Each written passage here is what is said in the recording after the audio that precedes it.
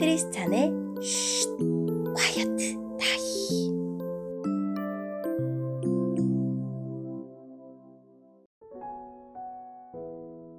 샬롬! 크리스찬 성도님들 반갑습니다. 오늘의 본문은 열왕기상 6장 1절부터 13절까지의 말씀입니다. 본문의 제목은 성전 건축을 시작하다입니다.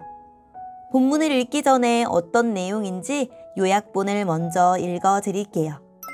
솔로몬이 즉위한 지 4년, 출애굽한 지 480년 되는 해에 성전 건축이 시작됩니다. 하나님은 성전을 통해 하나님과 함께하는 복을 누리려면 말씀에 순종해야 한다고 말씀하십니다. 오늘의 본문 1절입니다. 이처럼 솔로몬은 성전을 짓기 시작했습니다. 그때는 이스라엘이 이집트에서 나온 지 480년 되던 해였으며 솔로몬이 왕이 된 지 4년 둘째 달, 곧 15월이었습니다. 솔로몬이 여호와를 위해 지은 성전은 길이가 60규빗, 너비가 20규빗, 높이가 30규빗이었습니다. 성전의 성소 앞 현관의 너비는 성전의 너비와 마찬가지로 20규빗이었고 앞뒤 길이는 10규빗이었습니다. 현관은 성전 앞쪽으로 성전과 이어져 있었습니다. 성전 벽에는 자그마한 창을 내었습니다. 솔로몬은 또 성전 본당을 빙 돌아가며 곁방을 만들었는데 각 방은 여러 층으로 이루어져 있었습니다. 아래층은 너비가 5규빗이었고 가운데 층은 너비가 6규빗이었으며 그 위층은 너비가 7규빗이었습니다. 솔로몬은 성전 벽 바깥 둘레에 턱을 만들어 석가래가 성전 벽에 박히지 않게 했습니다. 돌은 채석장에서 다듬은 뒤에 가져왔습니다. 그래서 망치나 정, 그 밖에 쇠 연장으로 작업하는 소리가 성전에서는 들리지 않았습니다. 가운데 층으로 올라가는 문은 성전 오른쪽에 있었는데 나사 모양의 계단으로 이루어져 있었습니다. 가운데 층에서 3층으로 올라가는 계단도 있었습니다.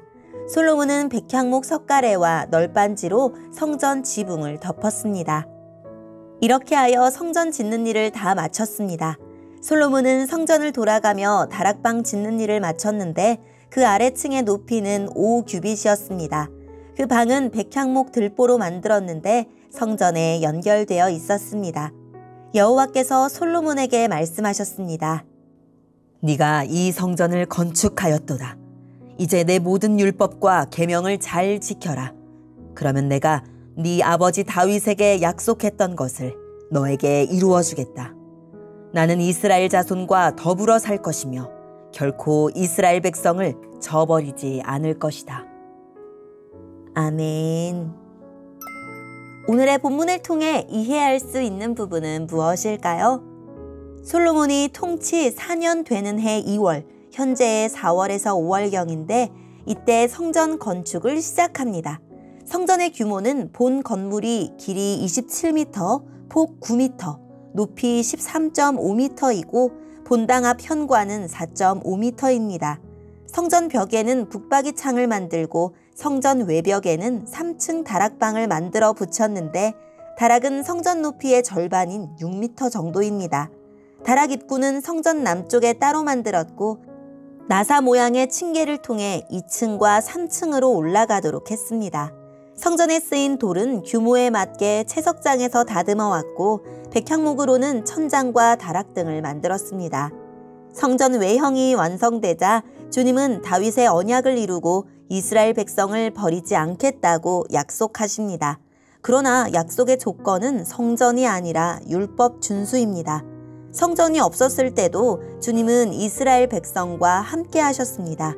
그들이 계명을 지키면 성전 유무와 상관없이 주님이 그들과 함께 살아가실 것입니다. 오늘의 본문을 통해 알 수 있는 우리 하나님은 어떤 분일까요? 성전은 주님이 임재하시는 집이지만 주님은 거기에만 계시지는 않습니다. 성전이 없던 광야에서도 백성을 인도하셨던 것처럼 약속의 땅에서도 이스라엘 백성의 일상에 함께 하실 것입니다. 주일에 한 번 교회에서만 주님을 찾지 말고 날마다 내 삶의 자리에서 주님과 함께 살아갑시다. 우리가 하나님을 예배하며 살 수 있도록 우리를 죄와 죽음에서 구원하셨습니다.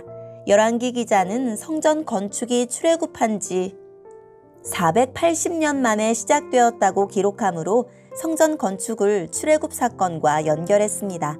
성전은 출애굽의 목적이자 완성이기 때문입니다. 이는 하나님이 출애굽 전에 바로에게 여러 번 내 백성을 보내라, 그들이 나를 섬길 것이니라 하고 말씀하신 데서도 알 수 있습니다. 약속의 땅에 성전을 건축함으로 하나님을 마음껏 섬기고 예배함으로 출애굽의 목적이 성취되고 있었습니다. 하나님은 우리를 죄와 죽음에서 건져내신 것으로 그치지 않고 하나님을 예배하며 하나님과 동행하는 새 삶으로 부르셨습니다. 구원은 그 삶을 누리는 것입니다. 우리에게 진정 바라시는 것은 순종입니다. 그래서 성전 건축을 시작한 솔로몬에게도 순종하면 다윗에게 약속한 바를 지키며 이스라엘 백성을 내 백성으로 삼아 그들과 함께 살겠다라고 말씀하셨습니다. 오늘의 본문을 통해 우리에게 주시는 교훈은 무엇일까요? 하나님을 위한 일은 하나님의 말씀대로 하나님께 어울리는 방식으로 진행해야 합니다. 성전 건축은 석재 공사부터 시작되었습니다. 전체 외벽과 주랑, 다락, 골방, 층계 등 석조 구조부터 완성했습니다. 그런데 돌을 공사 현장에서 깨거나 다듬지 않고 채석장에서 치수에 맞게 미리 다듬은 후에 가져왔습니다. 공사 현장에서 망치나 정과 같은 쇠로 만든 어떤 연장 소리도 내지 않기 위함이었습니다. 이는 무기가 될 수도 있는 철 연장과 그 날카로운 소리가 거룩과 평화의 장소인 성전과 어울리지 않기 때문이며 돌제단 쌓을 때 정으로 쪼거나 쇠 연장을 대지 말라는 말씀을 지키는 일이기도 했습니다. 하나님을 위한 일에는 실용성보다 거룩함이, 효율성보다 순종이 중요합니다.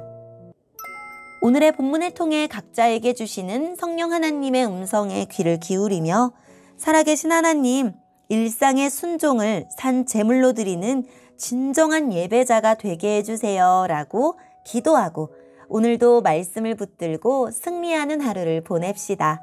여기까지 크리스찬의 쉿, quiet time 이었습니다.